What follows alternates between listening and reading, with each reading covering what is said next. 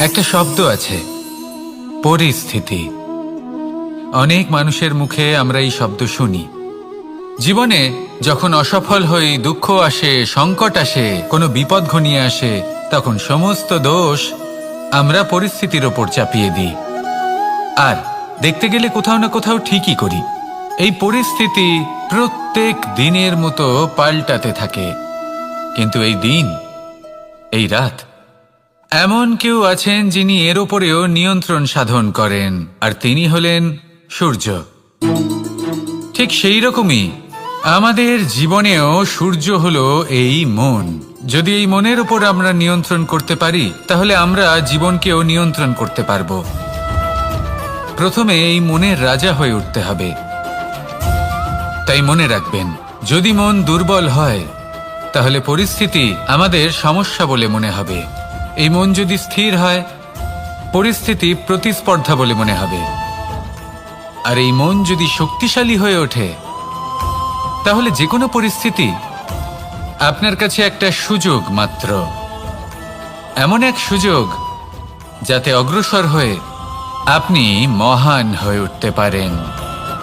এই মনের শক্তির বৃদ্ধি ঘটান, মহান হয়ে উঠুন, আর আমার সাথে ভালোবেসে বলুন, রাধা রাধা। খুব সুন্দর একটা কাহিনী আছে। একবার এক ব্যক্তি নিজের অসফলতার জন্য ত্রস্ত হয়ে সময় দেবতার তপস্যা করতে বসলেন। উনি তপস্যা করলেন এবং সময় দেবতা প্রসন্ন হলেন, মানুষের রূপ ধারণ করে ওনার সামনে প্রকট হলেন। এবার সেই ব্যক্তি ওনাকে জিজ্ঞেস করলেন যে কি এমন আছে যার জন্য আপনি বারবার জয়ী হন আর আমি চিরকাল পরাজিত হয়ে থাকি? কেন এত পরিশ্রম করা সত্ত্বেও আমি সাফল্য লাভ করতে পারি না?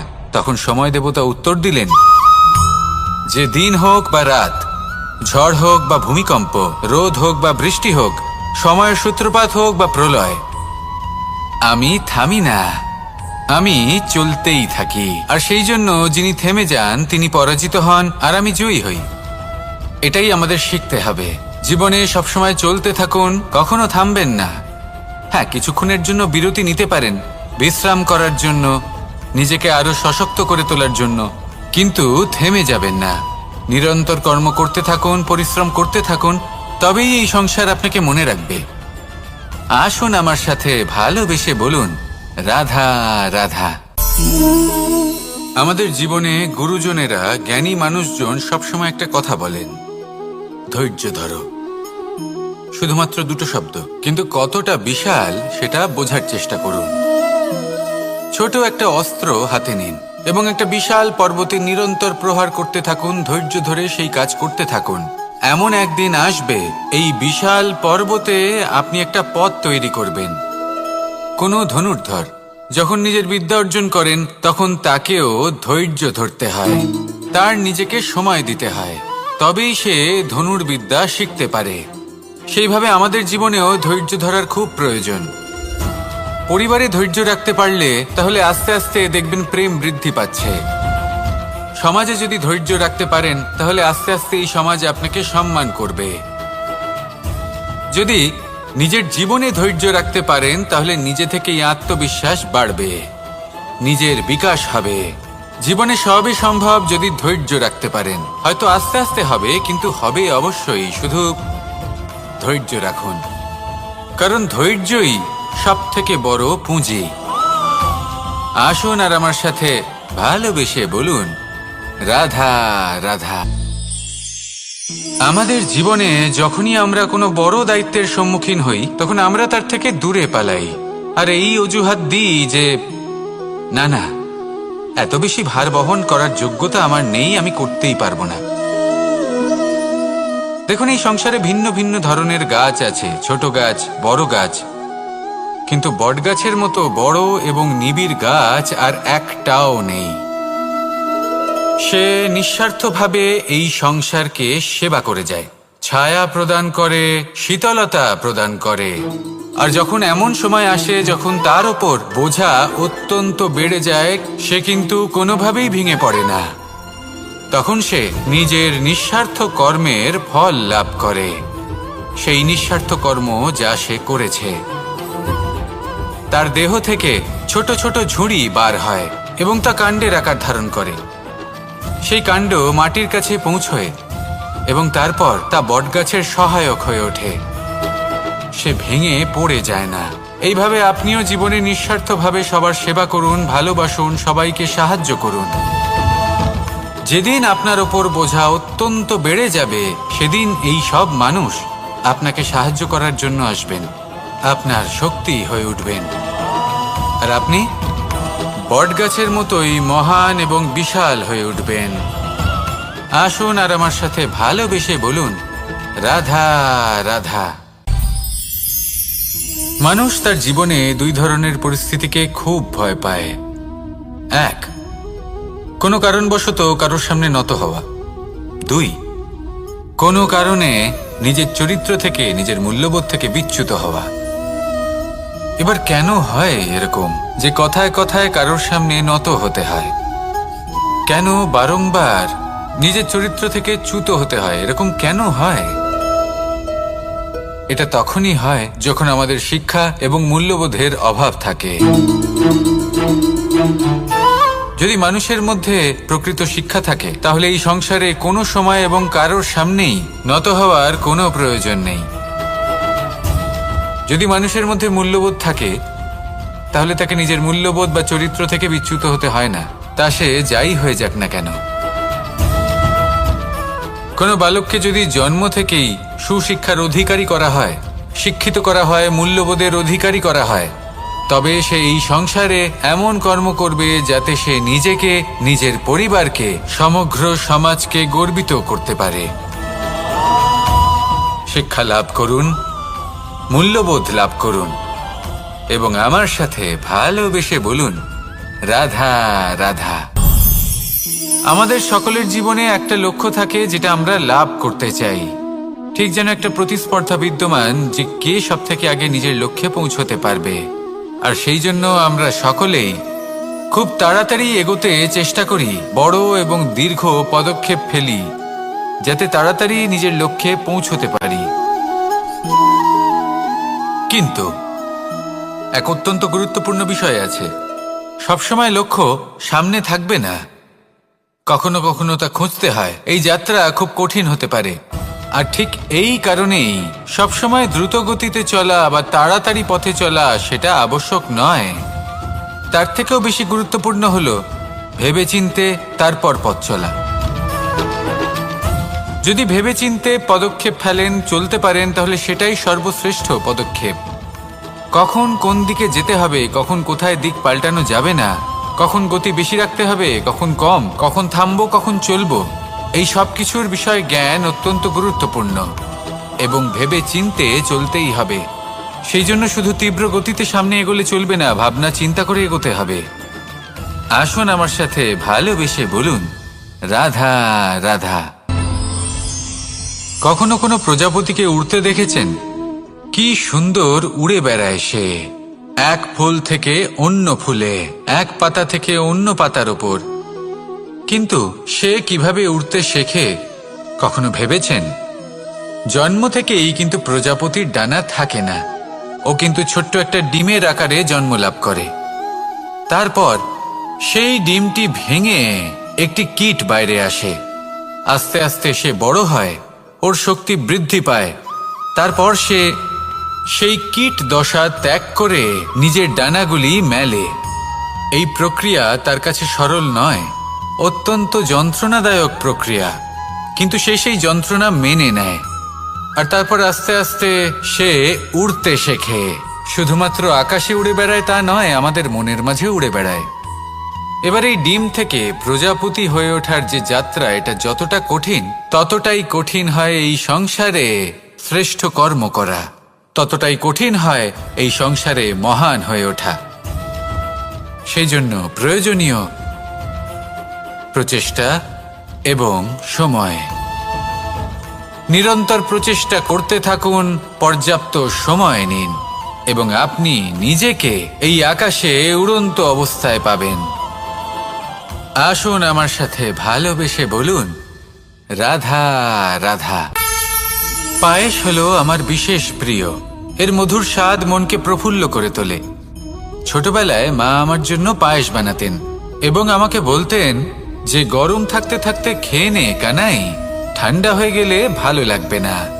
কিন্তু আমিও দুষ্টু ছিলাম, ঠান্ডা হওয়া পর্যন্ত অপেক্ষা করতাম, আর ঠান্ডা হয়ে যাবার পরে মার কাছে যেতাম আর ওনাকে বলতাম যে মা, পায়েস তো ঠান্ডা হয়ে গেছে, এটা গরম করে দিন। তখন মা হাসতেন আর বলতেন যে পায়েস না হয় আমি আবার গরম করে দেব কানাই, কিন্তু এর মধুর স্বাদ, সেই মিষ্টত্ব, সেই সুবাস, সেটা আবার ফিরে আসবে না। কথাটা সত্যি। আর এই সত্যটাই আমাদেরও জীবনের সত্য। আমাদের জীবনের মধুর সম্পর্কগুলি, এতে যখন কটুভাব প্রবেশ করে তখন সেই মিষ্টত্ব ফিরিয়ে আনা প্রায় অসম্ভব ব্যাপার হয়ে যায়। আপনি চেষ্টা করে সেই সম্পর্ক ঠিক করতেই পারবেন, তার জন্য অগাধ পরিশ্রম করতে হবে, কিন্তু আবার সেই মিষ্টত্ব কখনো ফিরে আসবে না। সেই জন্য আপনার জীবনের যে মধুর সম্পর্ক আছে, যতটা সম্ভব চেষ্টা করুন তাতে মিষ্টত্ব বজায় রাখতে। কটুভাব আসতে দেবেন না। আসুন আর আমার সাথে মধুর স্বরে বলুন, রাধা রাধা। শব্দ, শব্দ আসলে কি? শুধুই কয়েকটি অক্ষরের সমষ্টি, নাকি আমাদের বাণী? এই শব্দ এমন এক শক্তি যা কাউকেই নিজের বশবর্তী করে ফেলতে পারে। শব্দ এমন এক অস্ত্র যা কাউকে ক্ষত বিক্ষত করে দিতে পারে। এই শব্দ হলো একটি নাদ স্বরূপ যা কোনো ঘুমন্ত ব্যক্তিকেও জাগিয়ে তুলতে পারে এবং নিজের লক্ষ্যের দিকে অগ্রসর করতে পারে। শব্দে এত শক্তি আছে যে কারোর মনে এতটা আঘাত দিতে পারে যে সে হয়তো জীবনে আর কখনো এগোতেই পারল না। তাহলে এই শব্দের প্রয়োগ খুব ভেবে চিন্তে করবেন। এবং এই শব্দের মতোই হলো নীরবতা। অনেক সময় এই নীরবতা আমাদের সহায়ক হয়ে ওঠে। অনেক সময় এটা আমাদের অনুশোচনাকে অনেক বেশি বাড়িয়ে তুলতে পারে। ভীষ্ম পিতামহ, অঙ্গরাজ কর্ণ, যখন দ্রৌপদীর বস্ত্রহরণ হচ্ছিল তখন এনারা নীরব ছিলেন। দুর্যোধনের বিরোধিতা করেননি, ওকে বাধা দেননি। আর তারপর কি হলো সেটা আপনারা সকলে জানেন। দেখতে গেলে নীরবতা চুপ করে থাকা, কিন্তু যদি কোনো দুষ্টের সামনে চুপ করে থাকেন, যদি তার বিরোধিতা না করতে পারেন, তাহলে এই নীরবতাই অনেক বড় পাপের আকার ধারণ করে। মনে রাখবেন আর আমার সাথে ভালোবেসে বলবেন, রাধা রাধা। আভূষণ, কার না ভালো লাগে এই আভূষণ? আমরা পরিশ্রম করি, ধন অর্জন করি আর আভূষণ কিনে থাকি, কখনো নিজের জন্য, কখনো বা তাদের জন্য যাকে আমরা ভালোবাসি, বা তাদের জন্য যাকে আমরা সম্মান করি। হয়তো সেই জন্যই সীতা চূড়ামণি ধারণ করেছিলেন এবং আমি সামন্তকমণি। কিন্তু এটাই কি সেই প্রকৃত আভূষণ যা আপনার মূল্য বৃদ্ধি করে? না। শ্রীরামের আভূষণ হলো ওনার নম্র ভদ্র ব্যবহার। মাতা সীতার আভূষণ হলো ওনার সততা, ওনার নিষ্ঠা, ওনার ত্যাগ। অর্জুনের আভূষণ ছিল ওনার একাগ্রতা। রাধার আভূষণ ওনার প্রেম। এই আভূষণ কোথাও নেই, আপনার মনে আছে। যদি আপনার মনে মিষ্টতা থাকে, তা শান্ত হয়, তাতে সততা থাকে, নিষ্ঠা থাকে এবং প্রেম থাকে, তাহলে আপনার অন্য আর কোনো আভূষণের কোনো প্রয়োজন নেই। আপনি যতই ভিড়ের মাঝে থাকুন, আপনার ঔজ্জ্বল্য চোখে পড়বে। আসুন আর আমার সাথে ভালোবেসে বলুন, রাধা রাধা।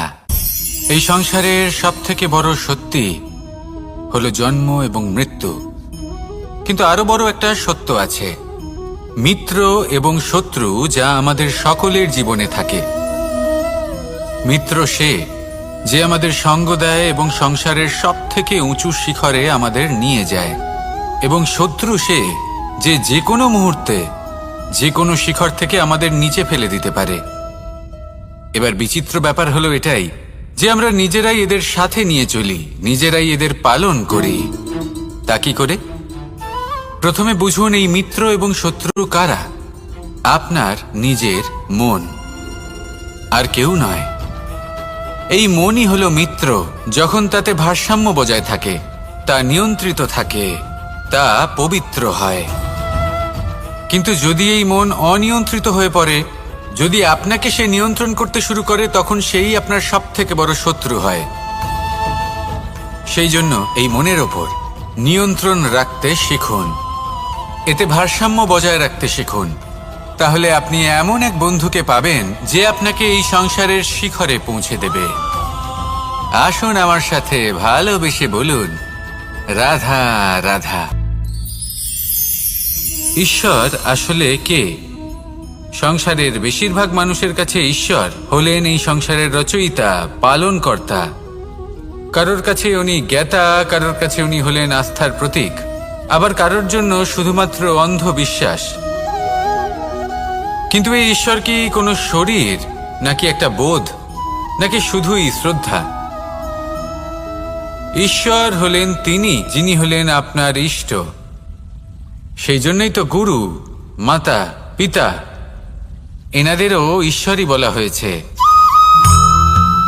যাদেরকে আমরা ঈশ্বর বলে মনে করি, যারা আমাদের ইষ্ট, তারা আমাদের একটি পথ দেখান, একটি দিকে চালিত করেন। সেই পথে চলে আপনি শুভ কর্ম করতে পারেন।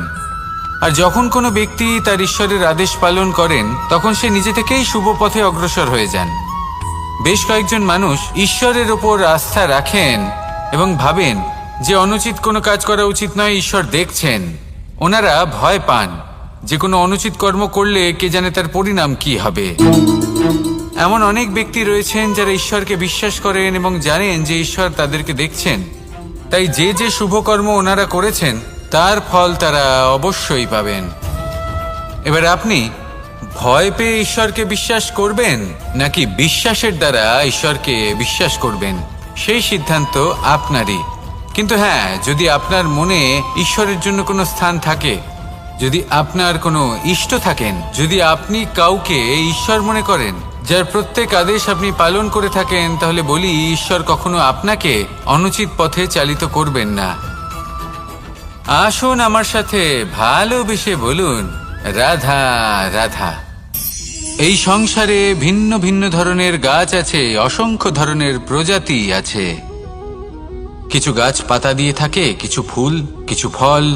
কেউ ছায়া প্রদান করে, কেউ শীতলতা প্রদান করে, কেউ নিজেকে খুব কষ্ট দিয়ে এই সংসারের বিকাশে সহায়ক হয়ে ওঠে। কিন্তু এই সবার মধ্যে একটা বিষয় কিন্তু সমান, এরা প্রত্যেকেই পাতা ছাড়া, ফুল ছাড়া, ফল ছাড়া জীবিত থাকতেই পারে, কিন্তু কোনো বৃক্ষই শিকড় ছাড়া বেঁচে থাকতেই পারে না। এটাই হলো রাধার। ঠিক সেইভাবেই আমাদের জীবনে শক্তি হোক, ধন হোক বা সাফল্য হোক, আমাদের বা আমাদের পরিবারের প্রসন্নতাই হোক, এই সব কিছুর আধার হলো, সবকিছুর মূল হলো পরিশ্রম। তাই জীবনে চিরকাল পরিশ্রম করতে থাকুন। যদি আপনি জীবনে মহান হবার পথে অগ্রসর হতে চান, তাহলে পরিশ্রম করুন। এই পরিশ্রম দ্বারাই নিজের পরিবারকে প্রসন্ন করুন, নিজের বন্ধুদের প্রসন্ন করুন, এই সমাজকে গর্বিত করুন। আসুন আমার সাথে ভালোবেসে বলুন, রাধা রাধা। এই সংসারের সব থেকে বড় রোগ কোনটা? কেউ বলবে মানসিক রোগ, কেউ বলবে সেই রোগ যা সর্পদংশনের ফলে হয়ে থাকে। এই সংসারে ভিন্ন ভিন্ন ধরনের রোগ আছে এবং তার সাথে ভিন্ন ভিন্ন ধরনের যন্ত্রণাও রয়েছে। এমন একটা রোগ আছে যা চোখে দেখা যায় না, যা আপনার শরীরে কোনো দাগ রেখে যায় না, কিন্তু আপনার আত্মাকে পর্যন্ত ক্ষত বিক্ষত করে, অসুস্থ করে তোলে, বিনাশ করে দেয় আপনাকে এবং তার সাথে আপনার আত্মাকেও। এই অসুখের নাম হলো লালসা। লালসা, যে কর্ম সাধন করেছেন তার থেকে বেশি ফল লাভ করার আশা। লালসা, যা আজ আছে তার থেকে অনেক বেশি লাভ করার ইচ্ছে। এই ইচ্ছে এই সংসারে সবার থেকে এগিয়ে থাকার আপনাকে প্রেরণা যোগাবে, কিন্তু তার জন্য আপনাকে অপরাধযোগ্য কাজ করতে উৎসাহিত করবে। আপনার বন্ধু, আপনার আত্মীয়, আপনার পরিবার, এই সবার থেকে আপনি কখন দূরে চলে যাবেন আপনি বুঝতেই পারবেন না। উচিত অনুচিত কোনটা, ধর্ম অধর্ম কোনটা, সব ভুলে যাবেন আপনি। সেই জন্য মনে রাখবেন, নিজের জীবনে যদি আপনি লালসার থেকে নিজেকে দূরে রাখতে পারেন, তাহলে এর অর্থ হলো যে আপনি এই সংসারের সব থেকে বড় অসুখের ওপর বিজয় লাভ করেছেন। আসুন আমার সাথে ভালোবেসে বলুন, রাধা রাধা।